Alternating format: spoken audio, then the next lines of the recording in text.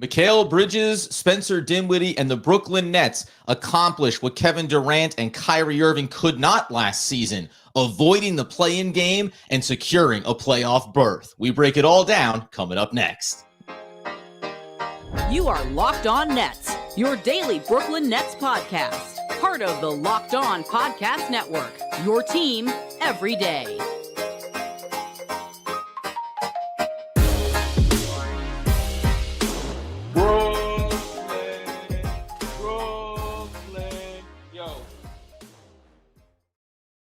Yes, my friends, it is the Locked On Nets podcast right here on the Locked On Podcast Network. It's your team, the playoff-bound Brooklyn Nets. Every single day over there, you're going to find Doug Norrie, owner-operator of DFSR, for all your daily fantasy sports ranking needs. From DraftKings to FanDuel, he's got you covered.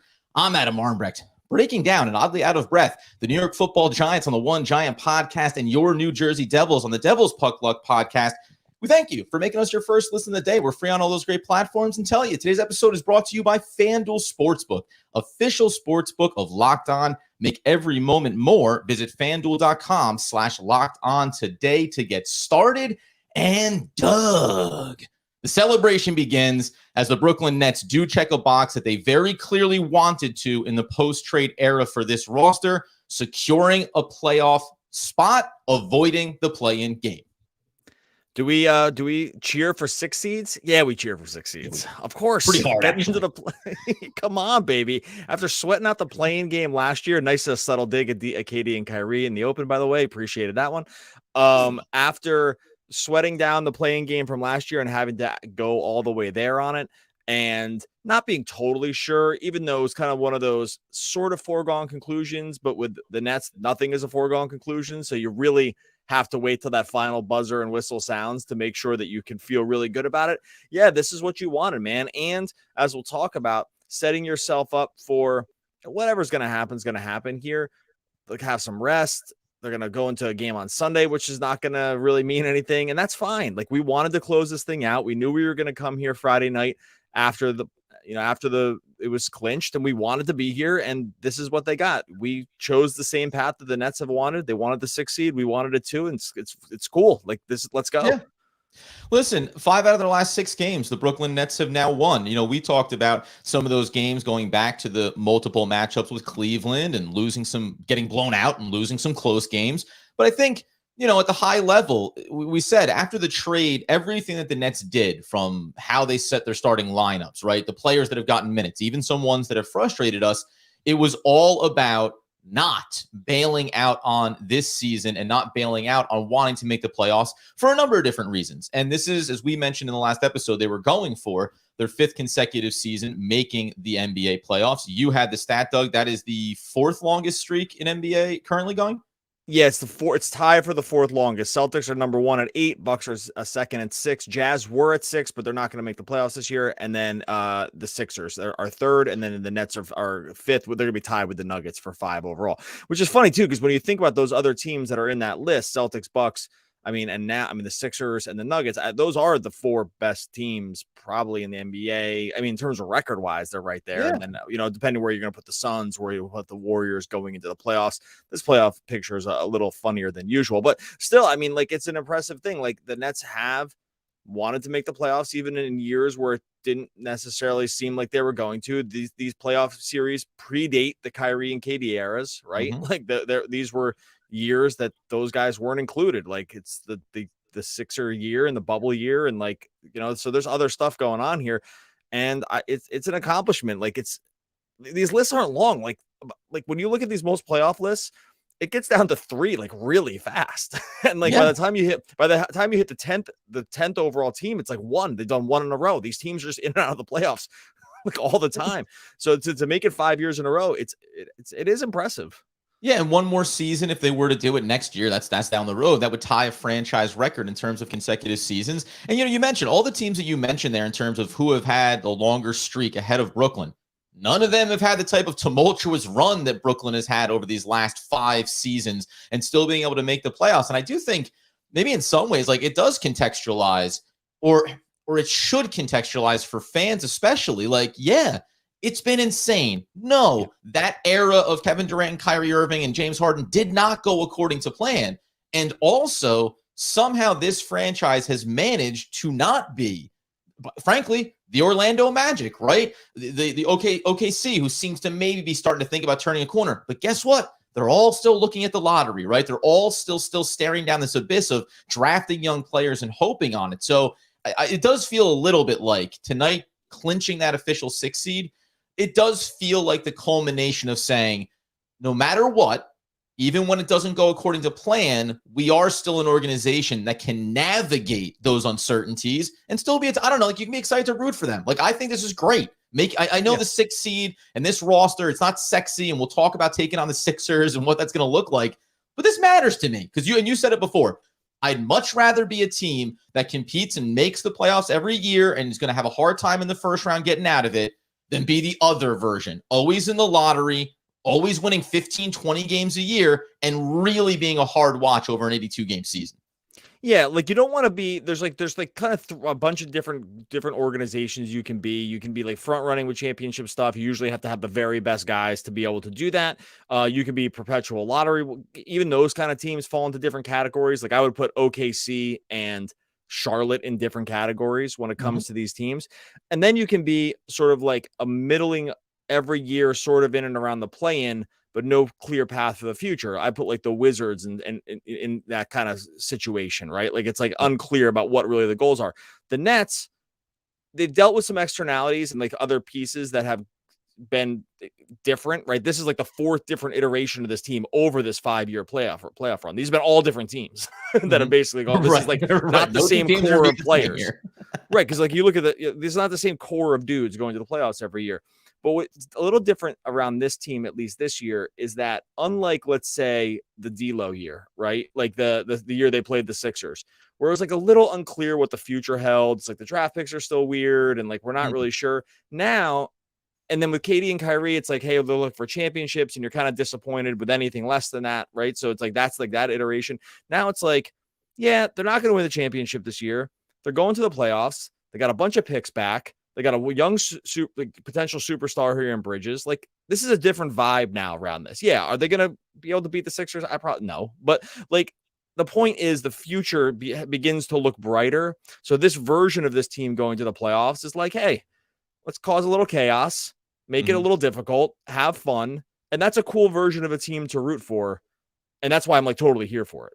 And by the way, coming up here in a second, we'll talk a little bit about this Orlando Magic game, why the performances of everyone other than Mikal Bridges and Spencer Dinwiddie was a good thing. Remember, the Brooklyn Nets now, over what will be 28 total games once they play the Philadelphia 76ers from the second that Spencer Dinwiddie stepped back on the court, they can go 500 with a win to close out the season. 14-14. We keep talking about feathers in your cap. That's another goal that they can check off here, saying, you know what? Again, like you said, first stepping stone in what we can be going forward. And it does feel pretty good to say 500 is a baseline, and we think we can elevate ourselves from there. But we'll dive in specifically on what we saw from this Orlando game coming up next. All right, before we get to that, Nissan's Most Electric Player of the Week is brought to you by the all-new, all-electric 2023 Aria.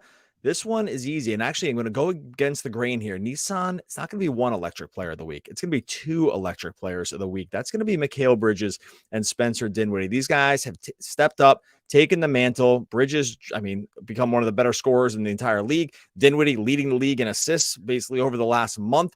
Electric, brilliantly fierce, fiercely elegant, stunningly powerful. Just some of the words that describe Mikal Bridges and Spencer Dinwiddie over this last month of the season. The 2023 Aria packs pin-to-your-seat power and premium intelligence all in one EV, the all-new, all-electric 2023 Aria, the EV for people who love to drive. Shop now at nissanusa.com. Okay, so the way in which the Brooklyn Nets accomplished getting the 6th seed is technically Miami lost their game before the Nets concluded their victory over Orlando. But we're going to hang it on the hat that they got that win. And in doing so over Orlando, it was a game that for the most part they had in hand. 101-84 is the final. But you mentioned the 2 electric players because they've been leading this team so successfully in Spencer Dinwiddie and in Mikal Bridges. The reason why you can like it, and by the way, Orlando, who was going to be, they came into this game 29-26 over their last, whatever that makes, 55 games after having such a horrible start. They're not a terrible team, but against a team like Orlando, who's clearly in a different category, you could have your two best players have off nights and still be winning the game by 20 points for the majority of it. Mikal Bridges 7-24, Dinwiddie just 2 of 11. They combined 1 of 18 from beyond the arc together, and we're not the top scorers. I'm sorry, wouldn't you know it? Mikal Bridges is still the top scorer for the Brooklyn Nets, but it ended up being Cam Johnson that took over in this one. I think it's just a good sign. Maybe this is bigger picture, that those two players didn't have to be at their peak to get a win against a bad team. But it's just nice to see you're still able to score 101 points with those two guys struggling.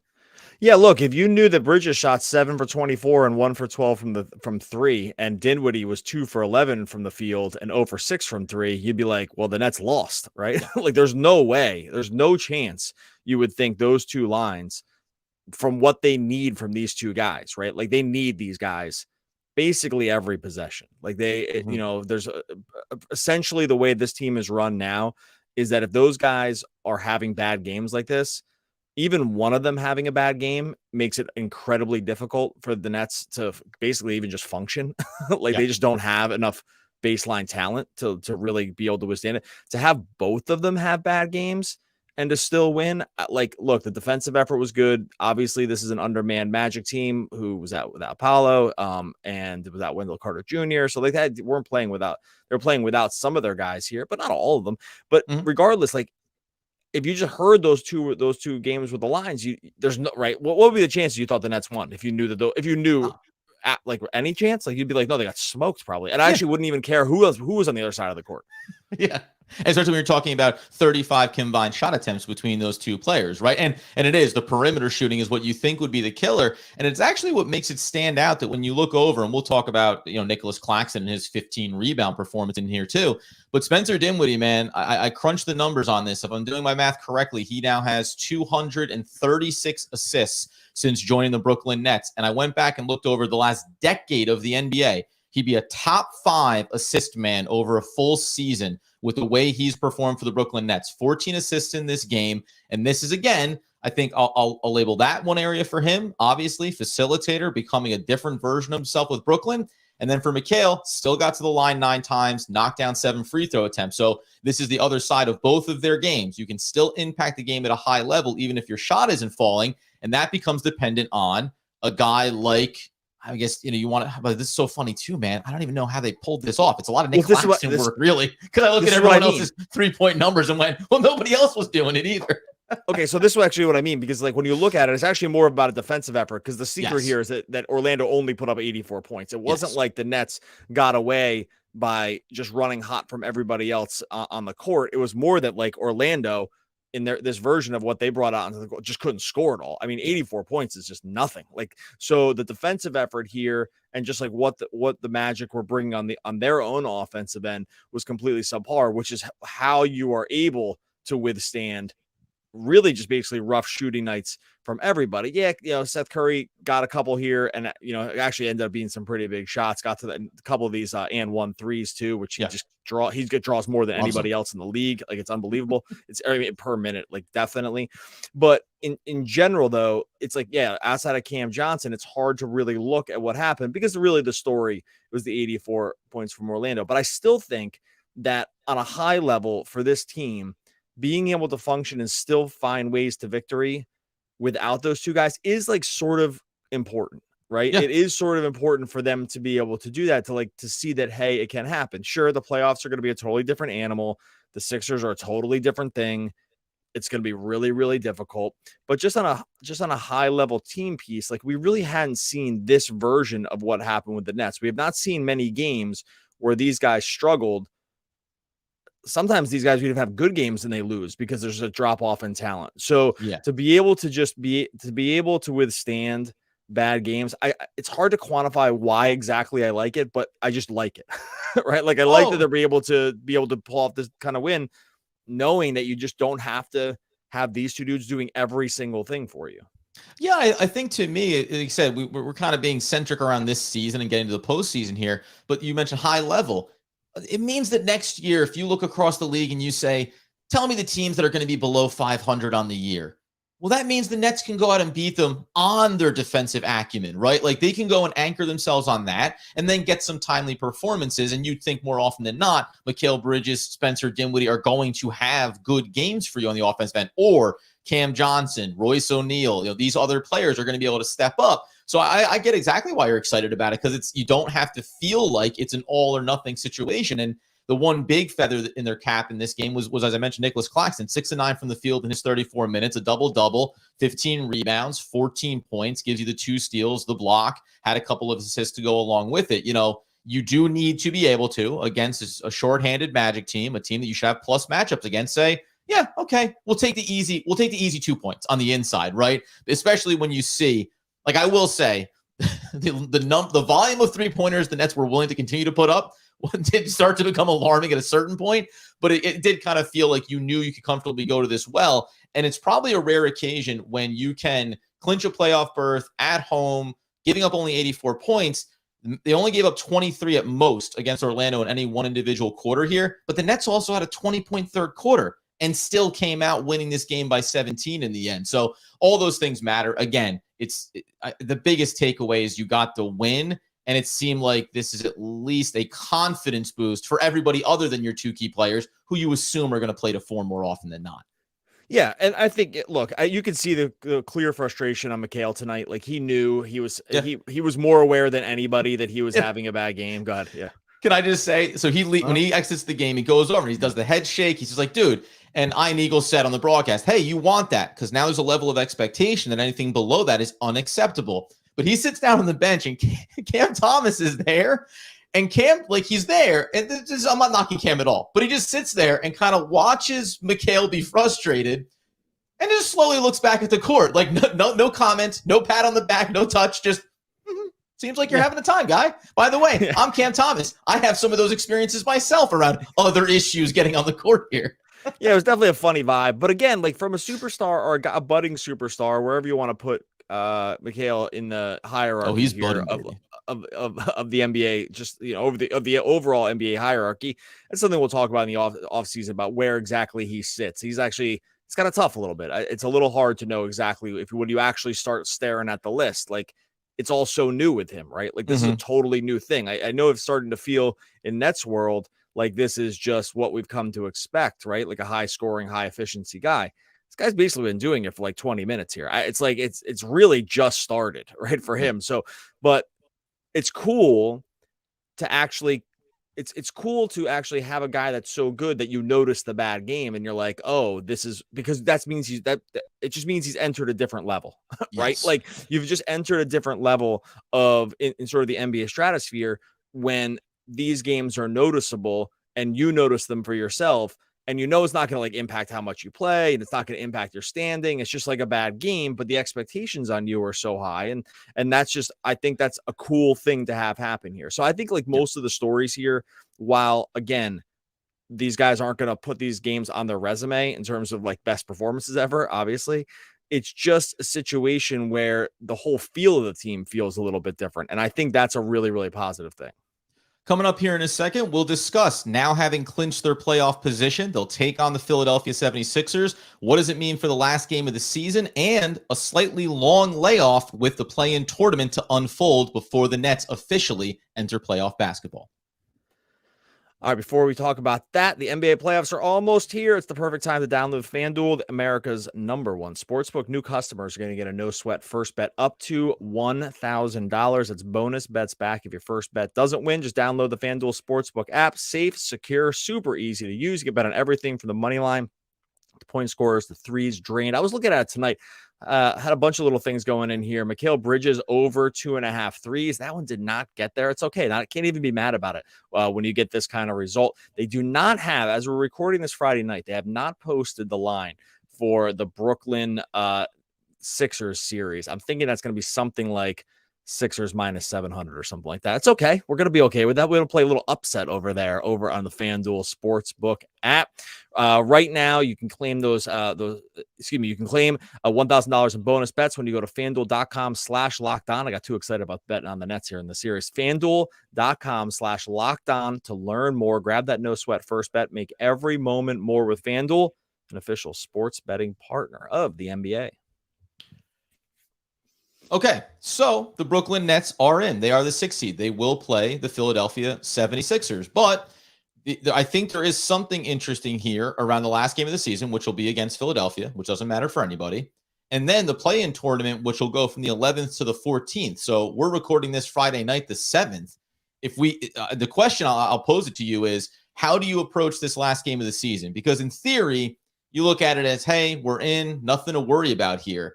But not playing a meaningful basketball game for over a week, I wonder what that rust factor looks like. And just maybe squeezing in a first quarter, let Mikal Bridges and Spencer Dinwiddie knock down a few shots, and then say, great, you're feeling your rhythm. Now we can take you out and run some of the young guys, which we saw them do late in this Orlando game as well. Okay, so I actually said something about this on Twitter. I was trying to troll you a little bit and it didn't really work because then I ended up making a couple mistakes. So that's what what happens. You know, you point a finger and 3 more point back at you, and that's kind of how that works. So I think, but then a couple of people pointed out a few things to me, so I got what was coming to me here. But I do think Bridges will probably play because he's got this consecutive game streak going. Mm-hmm. And that I thought was I can't remember who pointed this out to me, but it was correct. So I think he'll at least get in there for like some nominal minutes just to keep it going. I think the rest of it, though, I know what you're saying about the rust factor. I think at this point with the NBA, there's just no point in risking the injury. And so I think with Bridges, just because there's the context around that game, like this, like he's got this going, right? Like an active streak. It's the longest. Right. He'll play. Everyone else, like, here's the thing. These Philly guys aren't playing, and they're going to play. There's no chance. These guys will not see the floor. So, like, because they're not going to risk it. So I think at that point, like, you're going into that series with equal amount of rust or whatever. I think, if anything, it's going to benefit Philly too. It is great to grab this much rest, though. Like, these guys have been playing a million minutes. And so just locking in a long time off, I think the juice is worth the squeeze in terms of like what you get in terms of just buying back some of your legs. So I'm for it. The the games thing, that's a Bridges thing. That's fine. Does that make sense? I don't think I would play. I don't think you can play any of these other guys, though. Yeah, I'm not waiting. The injury factor is critical to me. Like, this is, can I get away with not playing Nicholas Claxton at all? And maybe even Day'Ron Sharpe, just because at a minimum, he's your only backup big, whatever. I'll throw out every other guy. DDJ, 2 for 2, by the way, from the field in 3 minutes of action tonight. 4 points. Your boy had his 2-way contract converted to standard. We all know we're going to celebrate that later before we get into things. But I'll hold that for another time, as Doug and I greatly debated the lineup of topics tonight. But I think when you look at it, like tonight's the good example. You'll see DDJ, you'll see Smith. I'm even, I guess, a little bit surprised that Cam Thomas didn't even get garbage time minutes tonight. But that's a little weird. There's a world where it's like a 4-guard lineup. Drew Smith, Patty Mills, DDJ, Cam Thomas, and whatever, and Edmund Sumner, like whatever it's going to look like, it need not matter what the result is. And I think to your point about, listen, you can't risk any of your main guys, and that's DFS, it's Bridges, Claxton, Cam Johnson, Dinwiddie, Royce O'Neal, you can't risk. And frankly, even Joe Harris, I don't think you can afford to risk him. Now, we can disagree about what it should be, but it looks like the Nets won't risk, quote unquote, a Seth Curry either here, because he continues to get some minutes, and you have to at least give him the nod here. He's the only guy that had a consistent stroke tonight. So I think there is a very clear list of players that you don't want to risk something in what is a 1,000% meaningless game. So you turn it over to some of the young guys, they get some reps, and then you do prepare yourself. So yeah, I fully agree with you. There's very little to be gained here. And if I put any stock in what Mikal Bridges has accomplished since coming to Brooklyn, I'm not going to worry so much about a couple of bad shooting performances, which Dinwiddie has had as well recently. I'm actually going to lean in the direction of they could use the extra game off here and the week as the play-in tournament unfolds. Yeah, and look, with the way the NBA is set up now, like it's just totally acceptable to just run these guys, like run the very, very end of your bench. If you were following the rest of the NBA tonight, I mean, it was a total S show going on with some of these lineups. Although there's some hilarious stuff happening, like go ahead.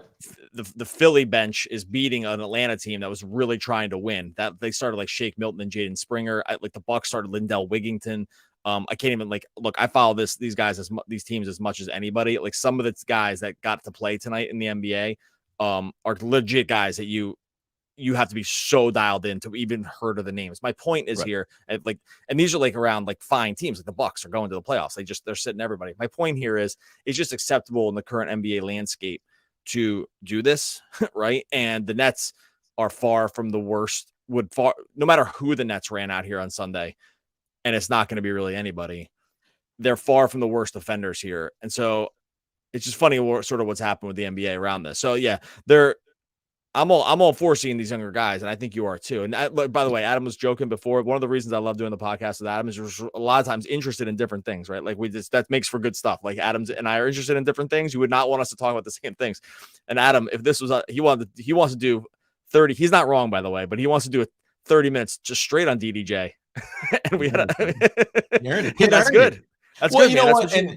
And it's funny too, because there's one, I'll focus on this other thing, which is what the Eastern Conference looks like now, just a footnote there. But the thing about the young players in general, right? And that really is, that's the only thing I'll close this out on in the theme of what the Brooklyn Nets accomplished by making the playoffs and being the 6th seed.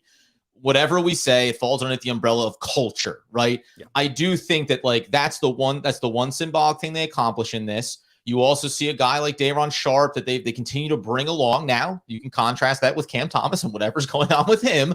But they've had this kind of consistency. They rewarded veterans after the trade. Joe Harris continues to get minutes. Right or wrong, Seth Curry being rewarded, right, for carrying the right line here. We discussed Royce O'Neal so much, right? Like, these are guys that I think deserved it. And that's really what DDJ was symbolic of for me. It was, here's a guy that's been here.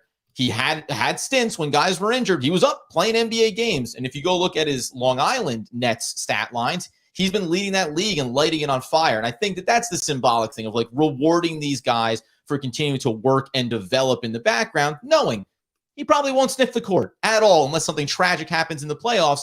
But I do like that. And ultimately, it's something that we'll have time to discuss over this upcoming week while the play-in tournament unfolds. I got a little jacked up when the Nets are just blowing out Orlando by 20. I was like, what are we going to discuss about this game? And then the Nets did exactly what they needed to. Let it get to 10, make it a little bit interesting. So I had to really dial back in on this context. Well, we'll get to talk about him on Sunday because he's going to play 40 minutes. So I think that's where we're going to land. Okay, look, we're going to get out of here Friday night. We'll hang around for a few minutes here in YouTube. Got a bunch of people here. If you got some questions leading into this game on Sunday or into the playoffs in general, throw them up there. We'll probably do 10 minutes. And that will be it. But I really, really appreciate everyone that has jumped in to YouTube. Make sure you subscribe over on YouTube at Locked On Nets. Yeah. I've seen you guys can shoot, but there's more to the game than shooting. There's fundamentals and defense. That's Gene Hackman from Hoosiers. Yeah. One of the all-time great poets, my friends. And if you want to be inspired going into the game, go back and watch probably the all-time greatest sports movie of all time, Mr. Gene Hackman. Absolutely nailed it. We will be back again next week, talking more Brooklyn Nets basketball. I just remembered his name. Norman Dale. I was searching for the name. I knew the coach's name and I just couldn't get it. That's why I said Hackman, but it's Norman Dale. That's the Jimmy Chickwood, Norman Dale. We got Ali making the underhanded free throws. We got the whole Now we'll see you next week talking all things Brooklyn Nets basketball, because this is the real end of the episode. Oh, yeah, shoot, I screwed that up. All right, well, now we'll be back next week talking more Brooklyn Nets basketball. Podcast. For everybody out there, as Doug said, at Locked On Nets, throw in your comments, your conversations. I saw this early before we were getting on, a lot of just the Brooklyn shout-outs over there. I hope that most of the way the fan base is responding to this is being excited that the team is in the playoffs, that you get to go and enjoy this team competing, whatever's going to happen. We'll discuss the matchups. Doug and I will probably end up debating how close we think how many games can be against Philadelphia. But I'm just excited by it. So Doug's already started up a few good comments here that we'll get to. All right, here we go. Just going to roll through a couple of these. Happy birthday, Dinwiddie. So there we go to that one. My holy king. Thanks. Just tuned in. Go Nets. We're there. We're here for that one for sure. And then we got two of these. I'm going to put them both up because they're the same question, but it's a realistic prediction for the Nets Sixers series, and then same question. But both people asked it, so I just wanted to make sure. Yeah. I'll go back and forth here, and I'll just keep doing this while you answer. No, what I know what my prediction is. I'm curious what yours is. I think the Brooklyn Nets can steal a game off of it in the old. This is what happens when you're a higher ranked seed and you have bigger aspirations in the playoffs. You can overlook a team. Now, if the Nets don't get the first game of the series, do I think it becomes increasingly harder? Yes. But I think they've at least shown that a quote, perfect version of a game for them where perimeter shots are falling, where they minimize turnovers, and they can do some of these defensive things. And I think they have some nice ability to throw different matchups at certain players for Philadelphia. I think they can steal one, and I think that they can be close in a couple of games. The question becomes down the stretch, does the 3-point, 4-point game become 11 or 12? And, when we look back at box scores, it may not look as good as we'd like it to, but, is there a world where they're down within a couple of possessions to winning their second game in this series? I think that's at least possible, even if it's not likely.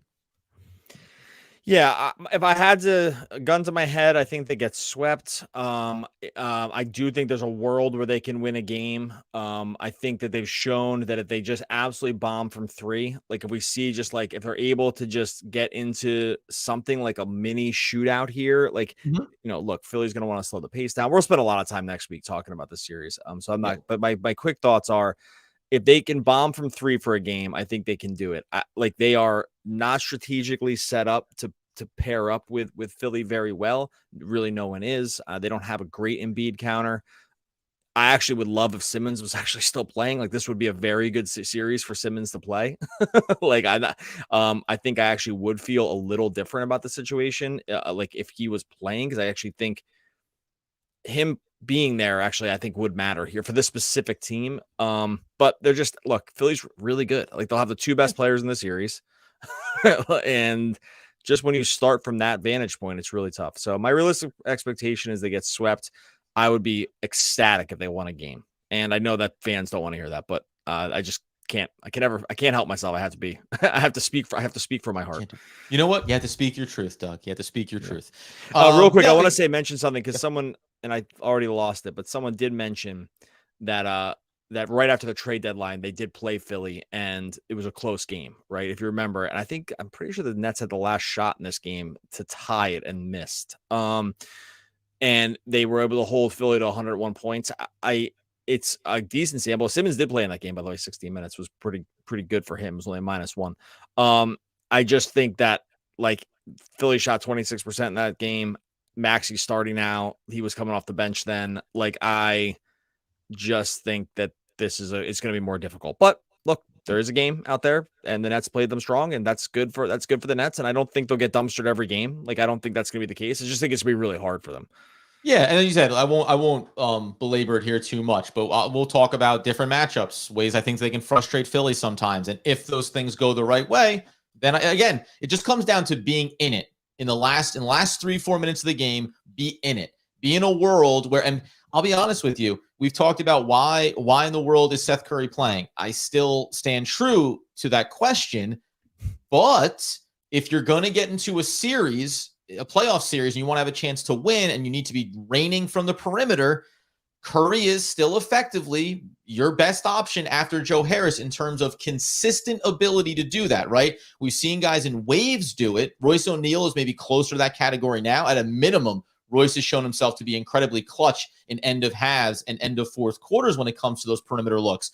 But if you want to have as many guys that you can try to look for that, I'd say the sample size over the last couple of weeks, it's been hard to look at DFS. Even Cam Johnson has come and gone. You've now seen Mikal Bridges, Spencer Dinwiddie lose their touch from the outside, right? So that's the model the Nets can win on. That's why you probably want to have as many bullets in the chamber to fire in terms of players you can utilize. I'll say too, it's funny about this. Well, again, we're going to repeat a lot of this stuff next week. One thing is, it's not like Philly has this unbelievable playoff run either. They've kind of sucked every year and underperformed basically since the Toronto series. When have they been good? They lost that. I mean, some of that was with Simmons. They lost the Atlanta thing. I know Embiid's face was got a 2x4 taken to it last year, and he was all hurt and he was messed up. So they've had other stuff. It's not like Doc Rivers has this unbelievable coaching resume about doing everything right in a playoff series. There's problems with this Phillies team. They're a Philly team. They're not they're not infallible here by any means. So it's like there are plenty of things you can say about them. And let's remember too, we did discuss this in terms of the spectrum of teams you could play. This is the most interesting one. Like it would not have been as interesting against Boston or against Milwaukee, or frankly, like I don't know what the matchup against the Cleveland Cavaliers would have looked like. Now the Knicks maybe would have been the most exciting. We talked about the in-city and all that stuff, but I can at least look at this and paint different scenarios against Philly where the Nets can give them trouble, where the Nets can try to have some success. The other matchups, I think that the waves of players you think about, specifically offensively, you would say, gosh, 3, 4, you can sort of get 5 guys deep in terms of guys that could take over the game and end up giving the Nets problems. This, again, I'm not going to go get over my skis too far here, but it's going to be fun. I'm excited to see this matchup. And frankly, I'm looking for a couple of classic James Harden pumpkin performances. That's really what I'm also leaning into here. Embiid's going to win the MVP, almost for sure. He's probably the single biggest force in basketball. Depending on where you rank him here, in terms of sheer unguardable and good at defense and can kind of do everything. I don't know. There's only the tier of guys like this is at most 5 deep, and it's he's near the top on almost every version of this. But it's a really, really tough matchup. I guess my point is what I was saying before is with Philly, more than other teams that are in this range, if the Nets stole one of the first 2 games, no team is more qualified to get tight than Philly is. Because they just have no playoff resume at all. Their guys actually have certain guys on this team have massive playoff choke jobs on their resume, like Doc, like Harden. It's not exactly Harden. Hasn't been playoff MVP here. It's that's been a problem area for him, sort of year after year. His quote last year was, "Well, the ball never got back to me," when they weren't scoring enough for them to they have Embiid, and that means a lot. But it's not like these dudes have just this crazy. This isn't the Warriors, right? Where you're reason to run from Warriors, even Boston, just in their playoff runs of late. Milwaukee, right? There's so many teams that can say we've won multiple round series, going to conference finals, to the NBA finals. And we can just say, it's about getting over that last hump. In a lot of ways, to your point, Philly has to say that we can actually get the ball rolling and meet expectations. Been a lot of different iterations of their team, but it's still Embiid at the center of it all, and they have never. You can make the case they've never lived up to expectations, really, when it comes to playoff basketball. Since that Toronto series, and the only reason they got that far was because Butler was amazing. That's the only reason. Jimmy Butler carried that team in that time. So anyway, I feel last note, Embiid's great, whatever. I'm not trying to take digs at him. I'm just saying they have stuff that doesn't set up great for them if you really kind of want to squint and see it. Last thing that I'll say, because we are going to talk about this series specifically coming up here. The note that I didn't make in the podcast is just that everything is locked up, by the way. Everything concluded here. So your 1 through 6 is Milwaukee, Boston, Philly, Cleveland, New York, and then Brooklyn at the 6th seed. And now the play-in is going to be Miami, Atlanta, Toronto, and the Bulls are going to round that out. And again, in the old feather in the cap for Brooklyn, say whatever you want. You had superstars. You stockpiled a lot of wins. But guess what? You outlasted Miami to stay out of the play-in game, right? The Chicago Bulls had a bad year, but they also have a lot of talent on that roster, right? With the iteration of the Nets now and what the Bulls have played with, you could make a case they should have been able to overtake them. Toronto maybe should have had a better year and been able to take them. Atlanta, 1,000% underperformed. Again, it matters that the Nets, if they win their last meaningless game, would be 528 games after the trade deadline. Okay.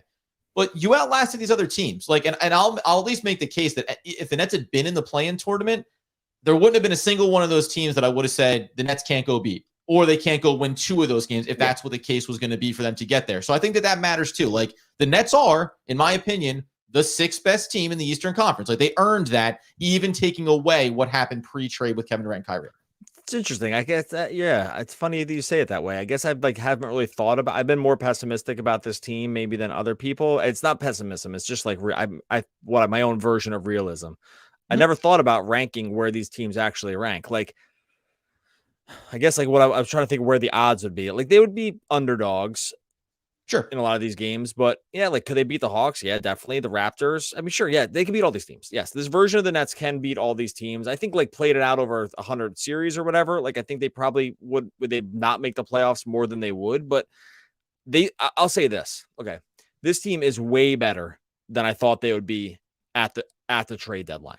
Like when they made these trades, like this team, that is for sure. And it's mostly because of Bridges and it's all because of Bridges and Dinwiddie, basically. But like this team is way, way better than I thought they would be. I really, at the time of that trade, I would not have put them. It was very close for me whether I could even not see them in the play-in. I was like, oh, they're almost definitely in the play-in at that point. So the fact that they didn't do it is like, to me, way exceeded expectations, or at least the ones I had. Yeah, and we'll get out of here. But Nicholas Claxton, frankly, that's been a success story that he didn't completely fade away, taking Kevin Durant off the court, taking a Kyrie Irving off the court, right? Like, yes, Mikal is certainly playing to a high level. Dinwiddie, like all of those things have mattered. There's a lot of role players here. Joe Harris getting back to his normal routine. Royce O'Neal not losing his value. That was, I think, a big concern for us, right? Like things haven't been perfect since the deadline. They still managed to navigate it. So, and Doug, this isn't Doug being a pessimist and me being an optimist. There should be a reasonable and realistic level of expectations. But I do like leaning into what's gone well for them and saying like, hey, why not? And this is a very good first stepping stone for the new iteration of this team going forward. Yeah, it's going to be fun. Okay, so we'll be back after the game on Sunday. Whatever version of the Nets gets thrown out there, it'll be fun either way. So it'll probably be a lot like you saw tonight, which is like, or for Philly, which is a lot of the end of the bench guys, and then probably the end that's end of the bench. But we'll be back no matter what after that game. And then next week we'll be breaking down. You'll be looking at what's happening in the playing game, but we'll also just be breaking down what more to expect from the Philly series, break down some of the matchups, some of the stuff that's going to go on there. Really, really appreciate everyone that jumped in here on a Friday night after a Nets win, but more importantly, Nets making the playoffs. We knew this is what we wanted to kind of have the Friday night work out like, and it definitely did. So thanks for everyone that came in over on YouTube. We are going to get out of here. We will be back again Sunday night talking more Brooklyn Nets basketball. Brooklyn.